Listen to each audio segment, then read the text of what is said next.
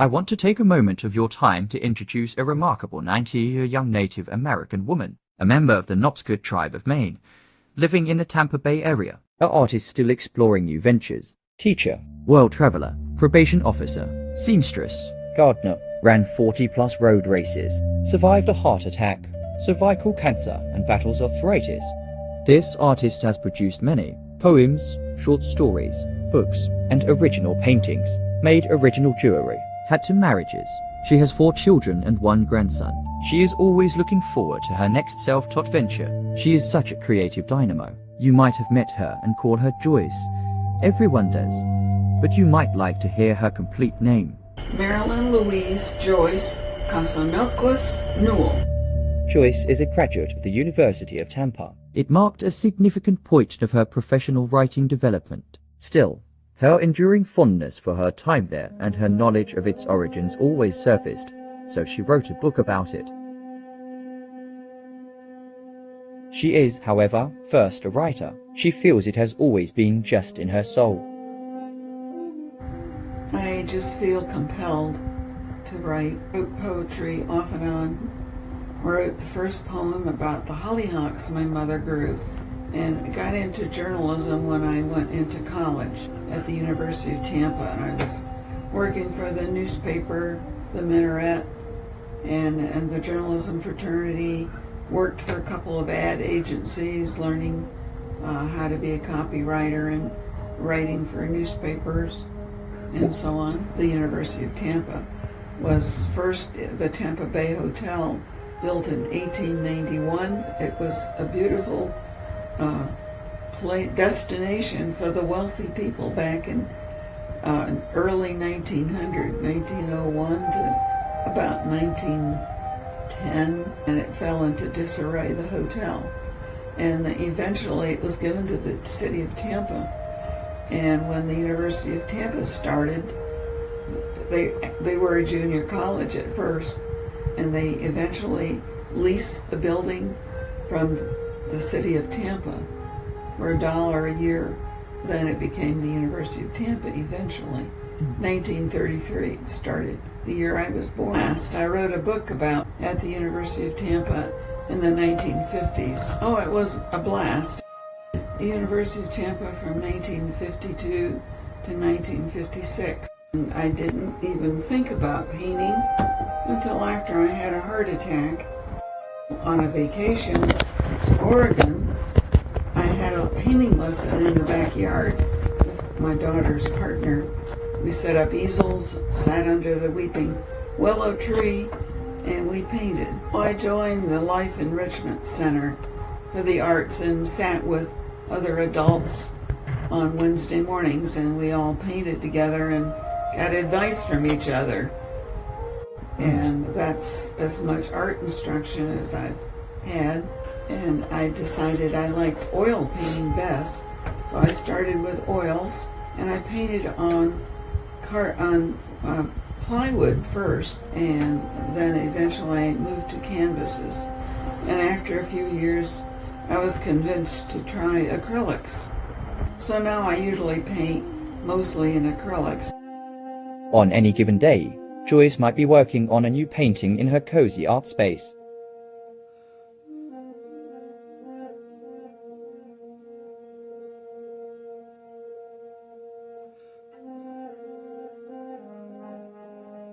She has acquired an extensive library of her original paintings throughout her studio, which she gladly shares with visitors and reflects. Each piece holds a distinct memory of time, effort, and experience.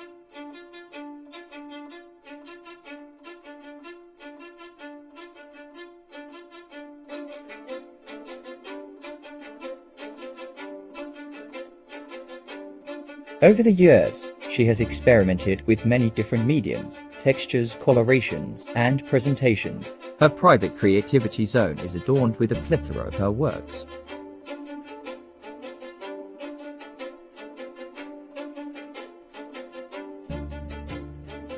She is always willing to challenge herself with different scenarios to keep her artistic edge keen. New adventures are what she looks forward to.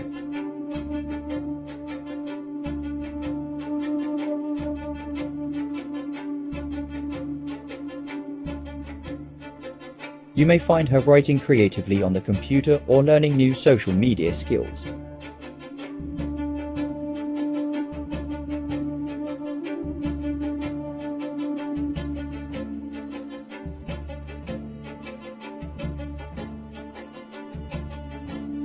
She also enjoys the tranquility and pride of accomplishment of her many nurtured plants. A dancing lady, it's called.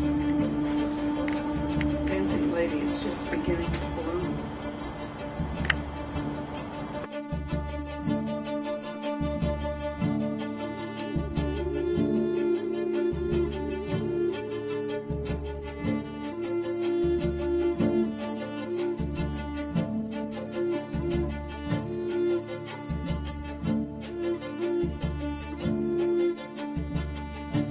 Gardening is a passion she maintains to keep a close connection to Mother Earth.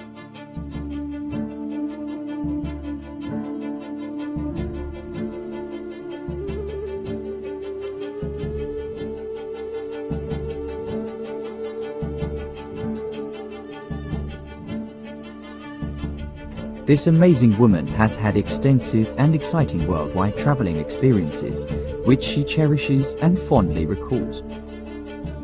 Traveling was always a very important aspect of my life. I loved traveling to the river cruises in Europe. They were wonderful, so different than people in the U.S. So it was wonderful to see the old world, the medieval castles and cathedrals and so on. It was great. I've traveled to all the states, and I've been to countries in Central America, climbed the Mayan ruins, and I wrote about them in one of my books. Joyce has an interesting and somewhat unique approach to welcoming each new year. Every year I look for a challenge. Instead of New Year's resolutions, I look for something new to try out that's challenging. The painting was one. Teaching jewelry classes, use the computer, the web. One year I decided I was going to do gourds. She currently has several books on Amazon Books and Kindle. Rolling Thunder, Stomping Out Indifference. Joyce tells about the life of her father, his struggle in a white man's world, from uneducated 21-year-old Mohawk Penobscot Indian to well-respected sociologue and anthropology professorship.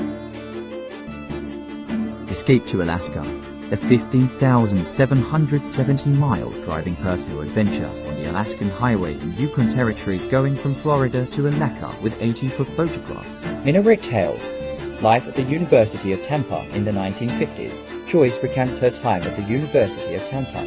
Poetic paintings, reflections and contemplations of life's beginnings, endings, travels and dreams. Joyce relays life's tapestry of changes and dreams as depicted in her paintings and poetry. She shares tips for good living and her regime for good health. You need to take good care of your body as much as you can. Honor your body, because it's the only one you have. So you have to give it good nutrition and take care of it, exercise. I take good care of myself.